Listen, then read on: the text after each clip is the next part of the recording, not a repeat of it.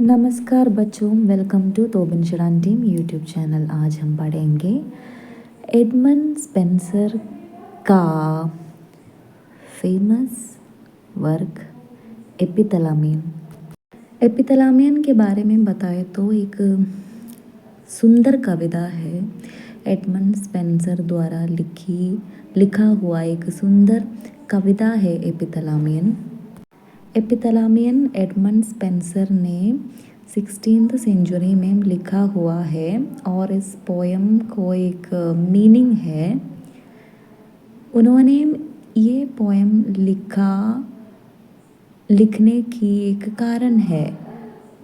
उसकी अपनी पत्नी से हुआ अपनी शादी सेलिब्रेट करके वो एक कविता लिखा है। वो कविता है एपिथैलामियन। उसकी पत्नी का नाम है एलिजाबेथ बॉयल। ओके।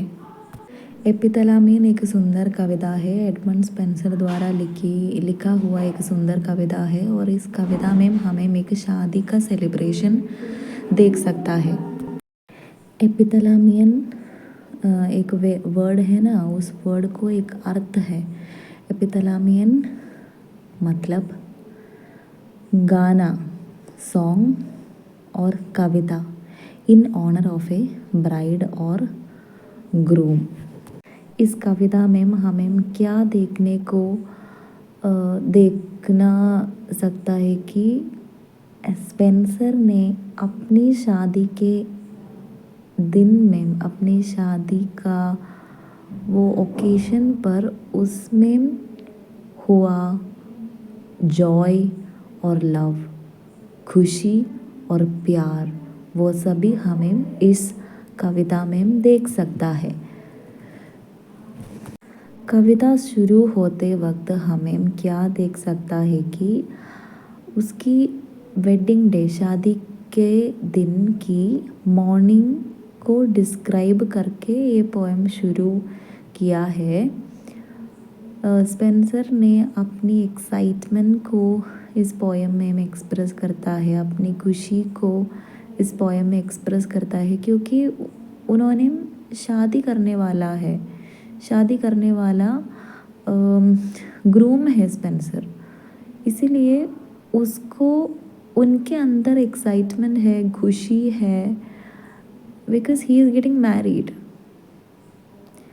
उन्होंने अपनी होने वाले ब्राइड के सौंदर्य के बारे में बताता है और कैसे फील होता है उसकी ब्राइड को देखते देखते। लव का फील जो आता है ना, उसके बारे में बताता है। इस कविता में हमें उसकी ब्राइड के, स्पेंसर के ब्राइड के बारे में वो क्या क्या बताया है वो हमें देख सकता है। This poem is filled with love and admiration for his wife to be. और इस पोएम में हमें इमेजरी को देख सकता है। इमेजरी मतलब नेचुरल इमेजरी हमें देखने को मिलता है। स्पेंसर ने अपनी सराउंडिंग्स को डिस्क्राइब करने के लिए नेचुरल इमेजरी का इस्तेमाल किया है। उन्होंने प्रकृति के सौंदर्य और प्रकृति के फ्रेशनेस को कंपेयर किया है अपनी ब्राइड से, अपनी ब्राइड में होने वाले चार्म से और प्योरिटी से।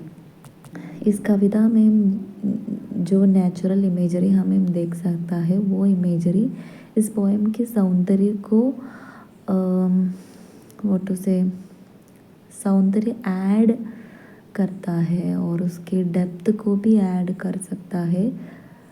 ये सभी हमें एक वंडर इमोशन क्रिएट करता है। स्पेंसर ने अपनी इस कविता में उसकी प्रेयर्स को और उसकी ब्लेसिंग्स को इंक्लूड किया है और उन्होंने ईश्वर का ब्लेसिंग्स मांगता भी है। उसकी शादी है ना, इसीलिए ईश्वर से उन दोनों को ब्लेस करने के लिए कहता है। उन्होंने जीवन भर खुशी रहने के लिए, फर्टिलिटी के लिए और एवरलास्टिंग लव, प्यार के लिए, ये सभी के लिए प्रार्थना करता है। और ये प्रार्थना उस टाइम में होने वाले शादी में क्या क्या प्रार्थना है, वो प्रार्थना उस पोएम में इंक्लूड किया है, जिससे हमें उस टाइम में होने वाले ट्रेडिशनल कस्टम्स एंड बिलीव्स के बारे में जानकारी मिलता है। और स्पेंसर ने टाइम के एक थीम यूज़ किया है और इटर्नल लव का एक थीम भी यूज़ किया है इस पोएम में। उन्होंने बताता है कि समय कितने फास्ट चलता है, लेकिन ट्रू लव टाइमलेस है। ही expresses his hope that his love for his bride will, उन्होंने चाहता है कि जो प्यार उसको अपनी ब्राइड से है, वो प्यार मृत्यु तक वही रहने के लिए, चेंज ना होने के लिए, उस तरफ प्यार, जो प्यार उसको अपनी ब्राइड से है, वो प्यार उसी तरह उन दोनों के मृत्यु तक रहने के लिए वो प्रार्थना करता है। और इस पोएम कंक्लूड करते वक्त हमें एक जॉयफुल सेलिब्रेशन देख सकता है। स्पेंसर खुशी में है क्योंकि उन्होंने अपनी बिलाउड से यूनियन हो चुका है। Spencer रिजॉइसेस in the union with his beloved and he looks forward for a future filled with happiness, love and togetherness.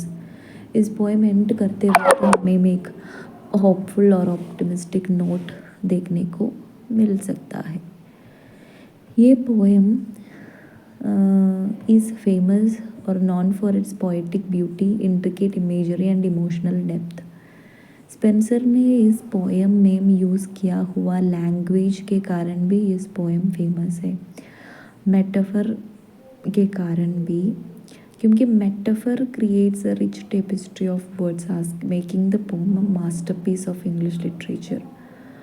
Summary और सिंपल वर्ड्स में अगर हम कहा तो एपिथेलामियन एक कविता है एडमंड स्पेंसर द्वारा लिखी हुई। ये पोएम एडमंड स्पेंसर अपनी शादी सेलिब्रेट करने को हमें ये पोएम में देख सकता है। celebration of love, beauty and joy of marriage.